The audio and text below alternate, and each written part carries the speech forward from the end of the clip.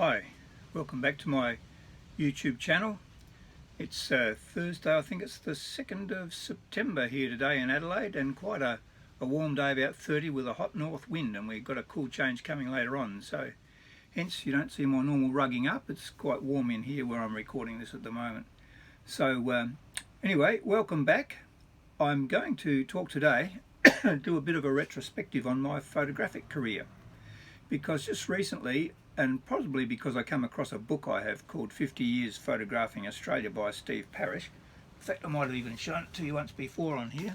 This is a wonderful coffee table book, and a few years back Steve was in Adelaide doing some seminars, and I got that book and some other ones of his and got them signed. He's an iconic Australian photographer, and he's only 1 year older than me, but if you look at that book, he started actually doing photography in 1959. Now, I started, by my reckoning, doing some sort of reasonable photography or getting into it in September 1970. So I'm just going to give you a quick retrospective on that, and maybe show you one or two things, and I'll put a few links underneath of this video for things you can look up on my blog, because I've got a lot of stuff about my photography and my photography history and stuff on my blogs. So I'll put some links in there, some interesting articles that you might want to have a look. Anyway, so I'm going to read, I've got a few notes here on the screen here. So in September 1970 I visited Darwin for a work visit. I've probably told this story a few times before on here or on my blog.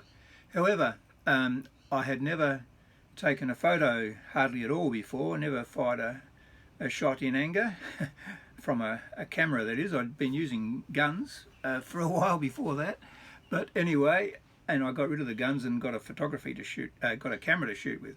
But anyway, I went up to Darwin on a work trip, just myself and a work colleague, for a couple of weeks, and we went through Alice Springs and then stayed in Darwin about a week. And so I borrowed, my dad was a keen photographer, so I borrowed his camera, which I didn't really know too much about. In fact, I've shown this before on here, but this is it. It's a little Kodak Retina, and it's a little folding bellows type camera. You can probably see the bellows on the side of that. It's adjustable. It's not a rangefinder camera. You've got to estimate the distance.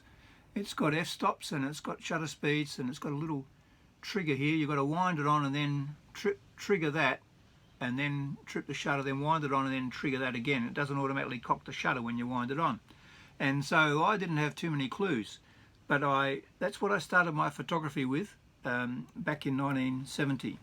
And I kept going with that a little bit longer until I graduated to a Yashica Minister D, which I'll put a link underneath. I just couldn't find where I put it at the moment.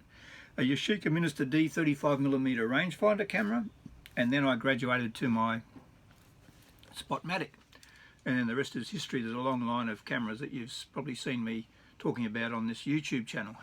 Incidentally, excuse me, the other week when I was talking about using remote controls, one of the little bits and pieces that I couldn't find to show you was when you can put a camera on a tripod, and you put these little these little cords in here, in the socket on there, in your normal shutter socket, so that you can put the camera on a tripod and then take the shot without vibrating the camera, and taking a nice steady shot, doing landscapes in particular.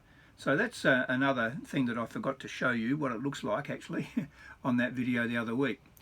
So anyway, where am I up to now? So Dad was my first mentor and inspirer on photography. I'll just get rid of this. I'll put it down over there. And excuse me. So he used to print and develop his own photos at home. He wasn't a photographer by trade. He was an accountant actually, but he was a very good photographer, and sometimes people used to ask him to do advertising work for them. And so I was enthralled when I watched Dad growing up. He'd darken out the laundry or the kitchen and do his processing in there. It was always a bit of a mystery to me. He made his own enlargers and whatever, but anyway, Dad was a huge inspiration, and he showed me how to use that little Kodak before I went up to Darwin. We had a very crash course on f-stops and shutter speeds, and I didn't really get it all, so I shot most of the stuff on f8 or f4, and with about 125th or a 60th of a second shutter speed, I think. And I was using Kodachrome ISO 25 or ASA 25, which is a very slow film. So as you can guess, my results weren't too good unless they were in bright light.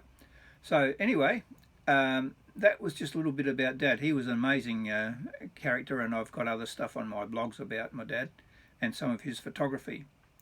Prior to using that, buying the Yashica Minister D and using that when I first got married, I probably had a Kodak Instamatic or two in the family which we used, and I've written about that on my blogs, and don't know that I've done it on YouTube yet. Anyway, so the progression of my photography in my life and marriage has been all these sort of things. You know, marriage came in about 1971, I think, and then of course you have family pets come along. We were a cat family, so you had to take photos of your family pets, and then you had kids, so you start taking photos of kids, then family around the place. You're starting to get a bit competent about photography by then. And then because I'd done a lot of family photos and things, you start getting people in the family start asking you to do their wedding, which was a big step up and a bit scary, but when you're naive and don't know what you're doing, you get away with doing things like that. Scenery, the Riverland where my wife came from, up in the Riverland district of South Australia, what they call the Upper Murray, or they used to in the old days. I've done a lot of photography up there. Then of course in the workplace, I used to take photos in the workplace at times. And then of course also the kids came along and they were doing sports. So you do sports photography. You become a sports photographer. I was always playing sport when I was younger anyway, so I was keen on sports photography anyway. But they're coming along, gave me an excuse. I'll show you an album of the pet photography that I did, of cat photography over the years, and also lacrosse. My kids all played lacrosse. I'd never played lacrosse, never seen it. But anyway, we got into following lacrosse for quite some years, for about 10 years in fact, and I've got about 10 years worth of photography of local lacrosse. Movie cameras, video cameras, then of course we came into digital cameras and digital video cameras and phone photography, and now we've got, and I've been mentoring photographers and training photographers over many years on my blog and on my YouTube channel. That I've got things about, particularly about learning how to do wedding photography, which I'm always keen to teach someone, particularly one-on-one these days rather than in a big group. So if anyone wants to come to me who's local, I can give you some good clues on how to do wedding photography, even though I've got grey hair. Yeah, action team photos. I set up a part-time business. I worked all the way through doing weddings and sports, family shots, sports team photos, and then started blogging. I think I mentioned that before. Then a few years back started up my YouTube channel. I've done some freelance training of people in different organisations, and just privately trained a lot of people in wedding photography, and trained people in local settings around the place. And I'm still going. I don't know what lies ahead. Our photography group has got hold of a drone recently, the Parkinson's SA photography group I'm involved with. So in about November, I think we're going to have some specialised training in that to learn how to use it. And the question is, how far will all this technology go, of course? And it's just been an incredible journey for me to start off right at the deep end on film photography with this little camera, which most people would be a bit scared of using that these days. But if you're young and into film photography, these are quite inexpensive to get hold of now, and it's a good way to cut your teeth and learn how to really think about what you're doing. And that's what I started with. So, I mean, I mentioned before, we're a cat family, so it's only natural that I was taking photos of cats. And at one stage we had 8 cats living here at the same time. Now we've only got 1. so you go back and there's a full list of all our cats here, and up in trees, in the backyard. These are all taken on film. None of these cats, or one of them I think, that we had one little dog who had to compete with the cats, little Pomeranian, and this cat here, Smudge his name was, he became very popular in the street, and he used to live in 2 other houses besides ours. And there you go, cats get in boxes, climb trees. We had a couple of twin black cats at one stage, but unfortunately one of them got run over. The other one lasted for quite a while. There's the 2 twin black ones. Max and Muffin they were called. And so cats would get into cupboards, and I've got some photographs. There was a cupboard down the bottom of that one where one of the cats gave birth to kittens. I've got some good photos of the kids watching the babies being born early in the morning in that cupboard. What else have we got here? There you are. My cats were always interested in my photography. There's one having a look inside my camera kit for my Pentax 645 outfit, I think that one was. Oh no, maybe it wasn't. Yeah, could have been. Yeah, it was. And what else? Playing the piano. More in boxes. They like getting in boxes, as you're probably aware of. Anyway, I could go on and on about all our cats. And occasionally there's a few dog photos in here, but not too many. Here's one of our cats, which was always a bit timid, curled up there on the lounge. So, cats. You start off photographing your pets, and then when the children come along, you start photographing them. And then you do the weddings. A lot of my early weddings, of course, are in albums. You used to have to prepare display albums. They're all taken on film. I'll show you some of those in a minute. But this is a whole thick album of lacrosse photos here. Kids used to play for the Sturt Lacrosse Club. This goes back right in the early days when, whoops, that's falling out there. These are the little small prints you used to get when you get your prints done. This was an Australian Junior Championship way back in the day. I'll just put that one down there. And my kids all went on to play lacrosse. There's some team photos and state team photos, premiership teams, and two of my boys went on and played A-grade lacrosse briefly, and probably could have gone a lot further with their lacrosse other than other circumstances came along. You'd do presentation nights, you'd do photos at the presentation nights, and what else? Action shots. So lacrosse, if you haven't followed lacrosse and you've never photographed it, it's a lot of people consider it the fastest game in the world as far as how quickly that ball moves around, and so to photograph it, you've got to be pretty good at following the action and anticipating things. All sports photography is about anticipation, and it helps if you have played some sport. I played football and cricket, so I was able to anticipate action even though I'd never played lacrosse. I was able to pick it up fairly well and photograph it fairly well. And I did videos as well of some of the lacrosse matches. I've always threatened to put a couple of the premiership videos on here, but I haven't got around to doing that yet. That's in my archive somewhere. And then of course was all the weddings. So this was just,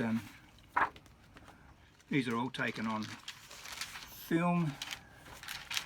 Whoops, I'll hold this one up. Nothing like a good, whoops.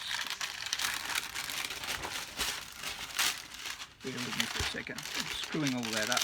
That's not good. In my opinion, there's nothing like a well taken print done on film photography. This is only 35mm, but the lighting and everything, I would have been using fill flash there in the parkland somewhere.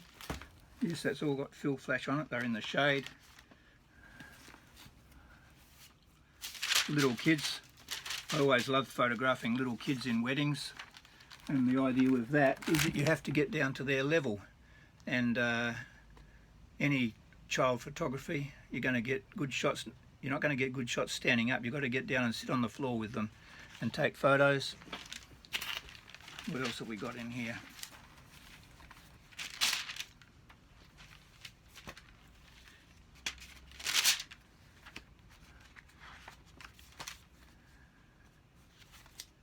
I think this, what have we got in here? Yeah, this was a good fun wedding. This couple here, they actually had some, someone did a Jewish wedding dance for them, and they put them in the middle, and they all did all these song and dance stuff around them in a circle. And this couple thought one of their friends knew how to do it. It was an Israeli song of some sort of dance that they do at weddings. and they did this there, and then of course the couple in the middle, they were ecstatic about what was going on because it was really a lot of fun. So I loved getting these shots of their reactions and you can see the people in the background bending down and throwing their arms in the air and that sort of stuff. So I've got heaps of albums and heaps of photos of the wedding days, and I'm not sure how some of them, if you go to some of the links that I put, on the below, you might find some retrospective shots on some of the weddings that I've done over the years. Anyway, I just thought I'd share that with you just to celebrate that I'm now in my 51st year. It's September 2021, so I started in September 70 really taking photos, and maybe some of you have been going that long too, so I'd love to hear from you if you have, and tell me about your journey in the comments, and particularly the younger ones who are just starting out, whether you're starting with film or digital or both. I'd encourage you to keep going. It's a wonderful hobby, and I hope that if you're only a young person that you're still doing it 50 years later and still enjoying it. Who knows what photography is going to be like in the future with all this technology that's coming along. Anyway, thanks for watching. I hope you found that interesting, and I'll put some links, and follow some of those links to my blogs. You'll see a lot more on there about my photography career. So like if you like, subscribe if you wish, and I'll see you next time.